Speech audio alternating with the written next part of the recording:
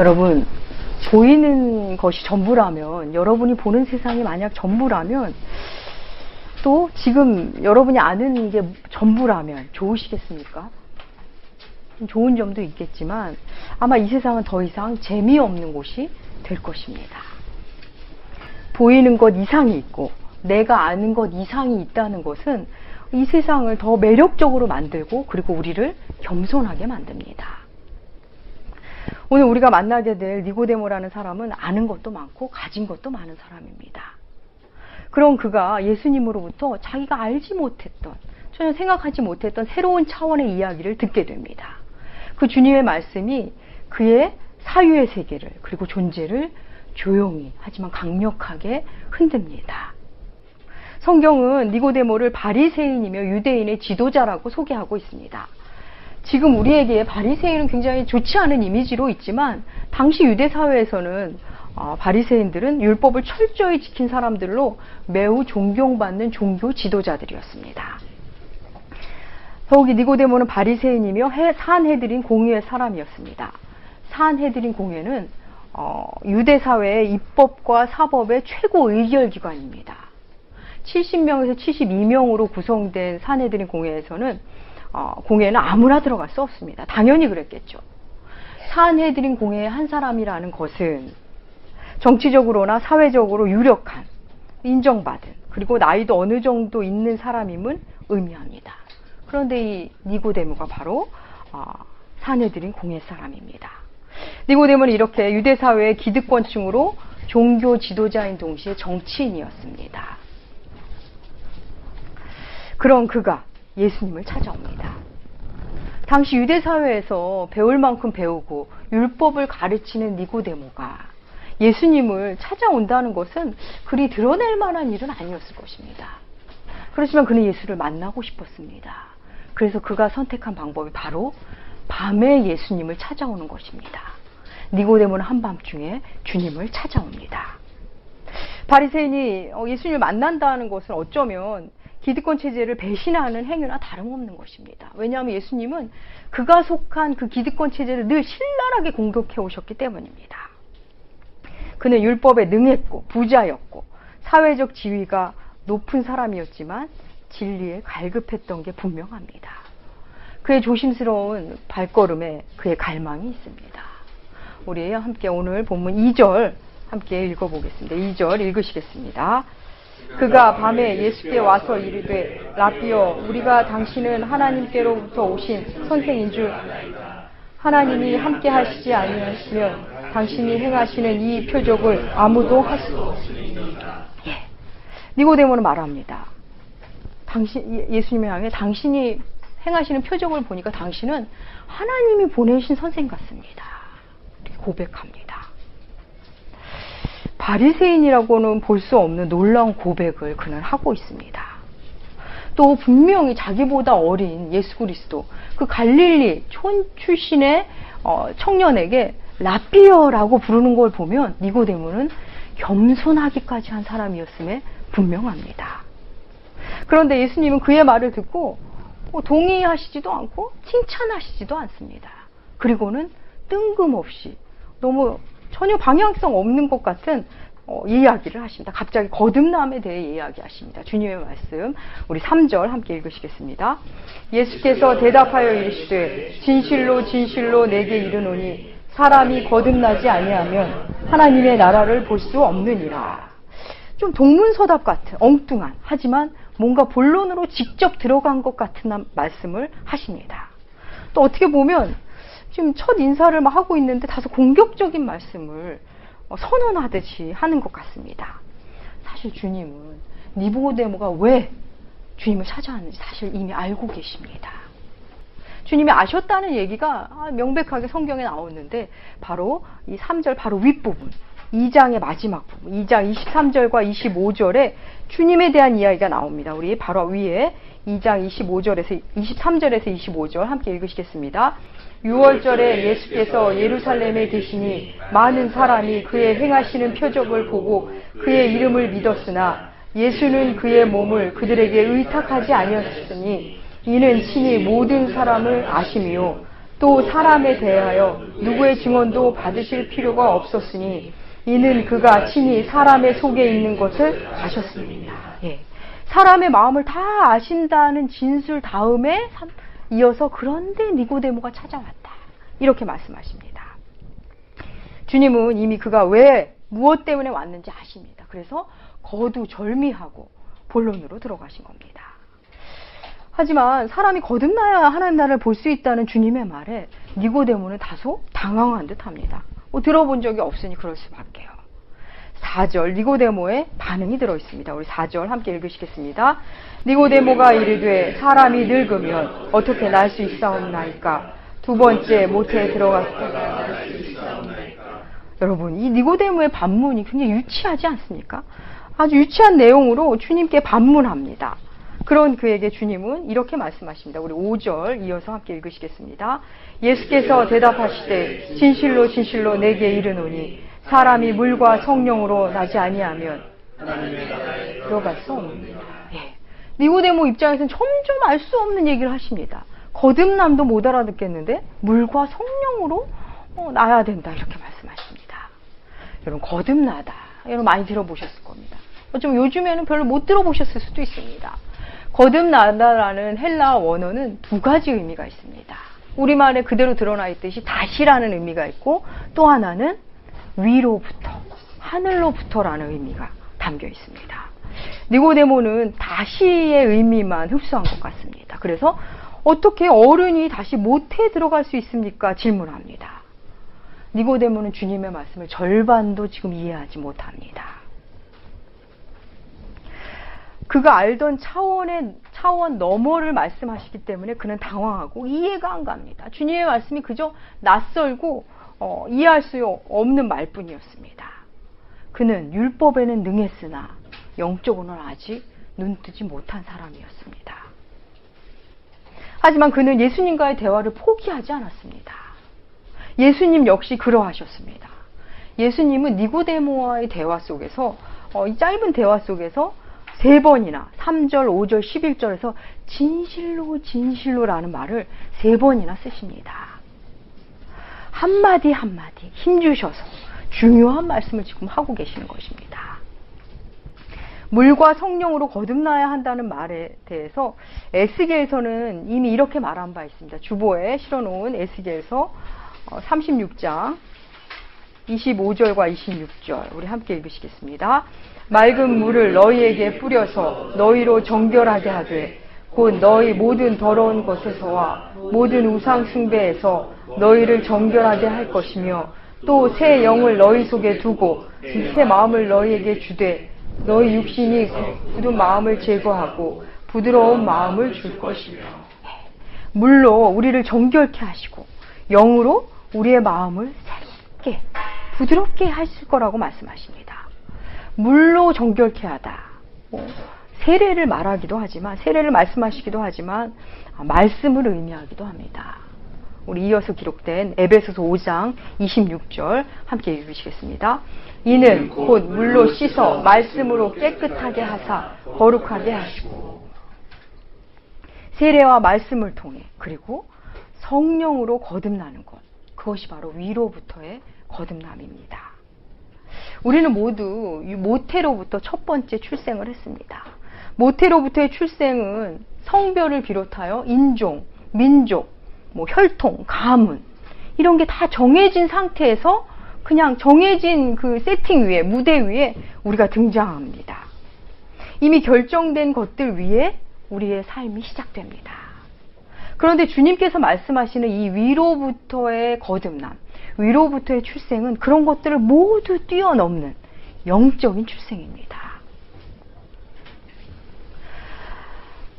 내가 우리 자신이 어떻게 해서 태어나는 것은 결코 아닙니다. 위로부터의 출생을 말합니다. 하나님이 주시는 것, 주시는 출생. 내가 어떻게 해서 하는 행위로 변화되는 것이 아니라 위로부터 오는 존재의 변화를 의미합니다. 우리 갈라디아서 2장 20절 외우시기도 하겠지만 기록도 해놨습니다. 함께 갈라디아서 2장 20절 읽으시겠습니다. 내가 그리스도와 함께 십자가에 못 박혔나니 그런즉 이제는 내가 사는 것이 아니요 오직 내 안에 그리스도께서 사시는 것이라. 이제 내가 육체 가운데 사는 것은 나를 사랑하사 나를 위하여 자기 자신을 버리신 하나님의 아들을 믿는 믿음 안에서 사는 것이라. 이제 내가 사는 것이 아니라 내 안에 예수와 연합한 새로운 자아가 사는 삶을 말합니다. 위로부터의 출생은 행위에 의해 좌우되는 삶이 아니라 외형적인 것을 뛰어넘게 하는 위로부터의 출생입니다. 여러분, 사람은 누구의 형상대로 지음받았습니까? 예, 하나님의 형상대로 지음받았습니다. 그런데 하나님은 왜 우리를 당신의 형상대로 지으셨을까요? 왜 하나님의 형상대로 지으셨을까요? 하나님은 사람을 통해 하나님을 드러내기 위함이십니다. 하나님 자신을 우리를 통해 드러내고 싶어 하십니다. 그런데 사람이 타락해서 하나님의 형상은 이미 일그러졌습니다. 하나님을 닮은 그 영이 이미 죽은 상태입니다. 그 영이 다시 사는 길은 거듭나는 길, 위로부터 다시 태어나는 것 외에는 방법이 없습니다. 그 이야기를 지금 니고데모에게 하고 계십니다. 이어서 예수님은 육으로 난 것은 육이고 영으로 난 것은 영이다. 점점 알 수 없는 말씀을 하시면서 8절은 이렇게 기록되어 있습니다. 우리 8절 주님의 말씀 함께 읽으시겠습니다. 바람이 임으로 불매 내가 그 소리는 들어도 어디서 와서 어디로 가는지 알지 못하나니 성령으로 난 사람도 그러하니라. 예. 어떻게 거듭나야 하는지 구체적으로 말씀해 주시기는커녕 오히려 수수께끼 같은 말씀을 들려주십니다. 성령으로 거듭난다는 것은 성령의 주도권에 의해서 진행됩니다. 그렇기 때문에 우리로서는 어떻게가 설명이 안 됩니다. 성령이 내 안에 계심을, 내 거듭남을 내가 명확히 말씀을 할 수는 없지만 그냥 바람이 불면 바람은 보이진 않지만 느껴질 수 있듯이 그 소리도 들려주듯이 어느새 거듭남을 나도 알아버리게 된다는 것입니다. 그래서 명확히 나는 잘 모르겠지만 언제부턴가 성령이 나를 주관하고 계시는구나, 나와 함께 하시는구나를 어렴풋이 알아가는 시점이 옵니다. 선명하게 난 구원의 확신이 있어 이렇게 말은 못하겠지만 그래도 난 주님을 믿고 있고 내 안에 예수가 안 계시다면 나는 내가 예배에 나올 사람이 아니야. 내가 내 안에 예수가 없다면 내가 이렇게 말씀이 들릴 리가 없어. 성령의 사람도 그러하다는 것입니다. 누군가 여러분에게 구원의 확신이 있으십니까? 거듭나셨습니까? 이런 질문을 할 때 그 질문 앞에서 쭈뼛거리실 수도 있습니다. 멋지게 답하고 싶은데 난 많이 부족한 것 같고 말하기에는 좀 송구스럽고 괜찮습니다. 이상한 게 아닙니다. 바람이 어디서 시작해서 어디로 가는지 모르지만 바람이 부는 것을 알고 있듯이 성령이 내 안에 사시지만 나의 육신적 자아가 잘 설명을 못할 때가 있습니다. 잘 인식을 못할 때도 사실은 있습니다. 여전히 의아해하는 니고데모에게 주님은 오늘 본문 그 뒤에 보면 너는 이스라엘의 선생이면서 이것도 모르냐라고 말하십니다. 구약에 이미 나와 있기 때문입니다. 니고데모는 그간 주님이 만났던 많은 사람들과 굉장히 다른 사람이었습니다. 당시 이른바 천한 신분의 사람들은 사람들이 주님을 찾아오는 일은 굉장히 많았습니다. 우리가 주님을 만난 사람들을 지금 살펴볼 때도 다 그러했습니다. 심각한 병이 있는 사람, 귀신 들린 자, 당장 예수님을 만나야 하는 한계 상황에 처해 있는 사람들이 주님을 찾아왔습니다. 그런데 니고데모는 사회적 지위가 있는 사람입니다. 부족한 게 없습니다. 또 지금 당장 해결해야 할 위급한 상황에 처해 있는 사람도 아닙니다. 그런데 그가 주님을 찾아왔습니다. 주님을 개인적으로 이렇게 찾아온 사람 중에 아마 유대 사회에서 사회적 지위가 가장 높은 사람이었을 것입니다. 그런데 성경은 이어지는 요한복음 4장에 여러분 누가 등장하는 줄 아십니까? 사마리아 여인이 나옵니다. 요한복음 4장에 사마리아 여인을 실음으로써 큰 맥락 속에 있는 메시지를 우리에게 주시고자 합니다. 3장에는 니고데모가 나오고 4장에는 사마리아 여인이 나옵니다. 우리는 이미 사마리아 여인과 주님과의 만남을 몇 주에 걸쳐 살펴본 바 있습니다. 그때 여러분 기억하시겠지만 주님은 그때 그 여인에게 굉장히 호의적이셨습니다. 굉장히 사회적 통념을 깨뜨리고 열린 마음으로 그녀에게 말을 거시면서 다가가셨습니다. 그런데 오늘 이 니고데모에게는 사뭇 다른 모습을 보이십니다. 이름도 없는 사마리아 여인에게는 친히 그곳에 가셔서 직접 말을 거셨는데 일부러 찾아온 그 니고데모에게는 매우 사무적으로 건조하게 대하시는 것 같습니다. 그러고 보니 니고데모와 사마리아 여인은 모든 것이 대조됩니다. 모든 것을 다 가진 자랑할 것이 많은, 거기에 인격까지 훌륭한 유대인 남자 니고데모, 그리고 아무것도 가진 것 없는, 자랑할 것이 없을 정도가 아니라 이제는 포기할 것도 없는 것 같은 이름도 없는 이방 여인, 부족한 것 없는 니고데모와 도대체 만족할 것이 없는 사마리아 여인, 이 두 인물을 바로 연이어 보여주면서 성경은 우리에게 말씀하십니다. 다 갖춘 니고데모도 거듭나지 아니하면 하나님 나라를 볼 수 없다. 아무것도 가지지 못한 사마리아 여인도 구하기만 하면 생수를 주께서 주신다. 우리에게 말씀하십니다. 사마리아 여인은 사마리아 여인대로, 니고데모는 니고데모대로 구원이 필요한 사람들이었습니다. 사마리아 여인에게는 생수가 필요했고 니고데모에게는 거듭남이 필요했습니다. 둘 다 예수가 필요했습니다. 예수님은 사마리아 여인에게 가셔서 먼저 말을 거셨고, 그리고 여인에게는 내게 구하라 하면서 실제 방법까지 가르쳐 주셨습니다. 그런데 니고데모에게는 그저 알 수 없는 물음만 자꾸 주십니다. 생각할 거리만 자꾸 주시는 것 같습니다. 예수님을 만나는 여정이 이렇게까지 다를 수가 있습니다. 사마리아 여인에게는 예배에 대해, 그리고 예수님 자신이 바로 내가 그다 자신을 직접 설명해 주셨지만 니고데모에게는 그렇게 하지 않으셨습니다. 여러분, 가진 것이 많은 사람들이 주를 만나기가 더 어려울 수 있습니다. 니고데모는 기존 질서 속에 있는 기득권자입니다. 그가 가진 그 많은 것들이 주님을 만나는데 그렇게 많이 도움이 되지 않습니다. 니고데모는 이해할 수 없는 주님의 말씀을 이해하기 위해 그간 이해해온 것들을 버려야 할지도 모릅니다. 보이지 않는 주님 나라를 위해 보이는 자신의 나라에서 나와야 할지도 모릅니다. 그날 밤 주님과 말씀을 나눈 후 니고데모의 반응이 어떠했는지 성경은 우리에게 말해주지 않습니다. 니고데모는 아마 주님과의 대화 이후에 어쩌면 그 밤에 그간의 자신의 지식과 경험에 대해 매우 깊은 회의를 느꼈을지 모릅니다. 하지만 니고데모는 초막절에 유대인 종교 지도자들이 예수님을 죽이려고 계획을 할 때 정당한 이유 없이 사람을 죽일 수 없다라는 것에 죽일 수 없다고 자기 의사를 표현했습니다. 그 본문이 요한복음 7장 50절과 51절 주보에 실어놨습니다. 함께 읽으시겠습니다.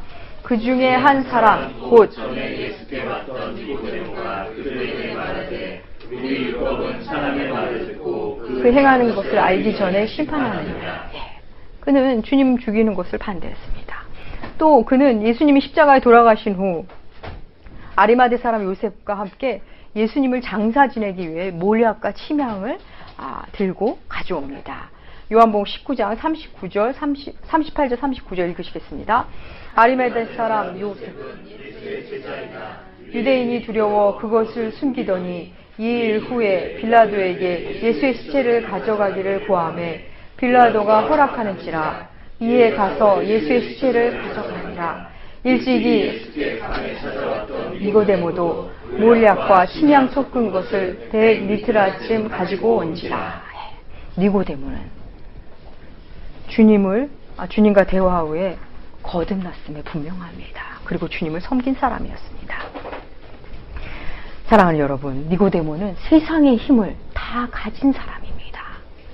학식, 부, 명예, 행위, 그리고 인격까지 두루같이 사람입니다.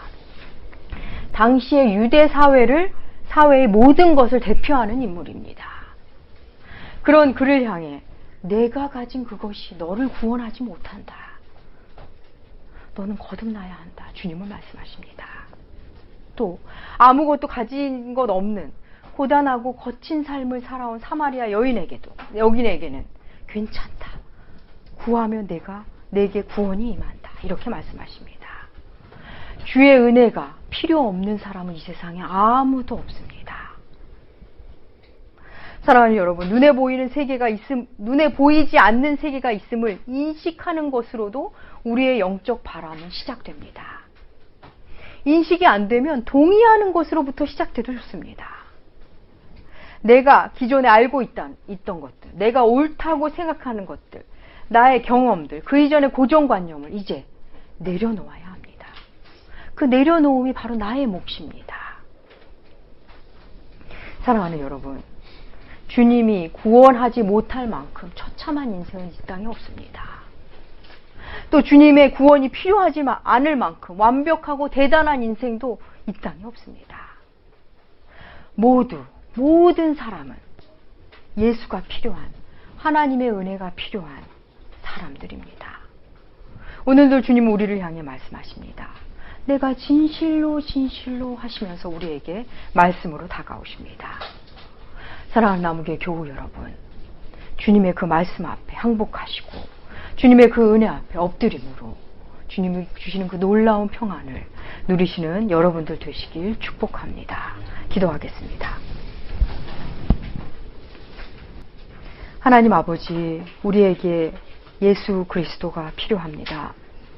우리의 이 아프고 고단한 삶, 혹 다 가진 듯해도 공허한 삶, 이 아픔과 공허를 해결해 주실 분은 오직 예수 그리스도밖에 없습니다. 주님, 우리로 거듭남의 기쁨을 누리게 하시고 생명의 성령의 바람으로 평강을 누리게 하여 주시옵소서. 감사드리며 존귀하신 예수님의 이름으로 기도합니다.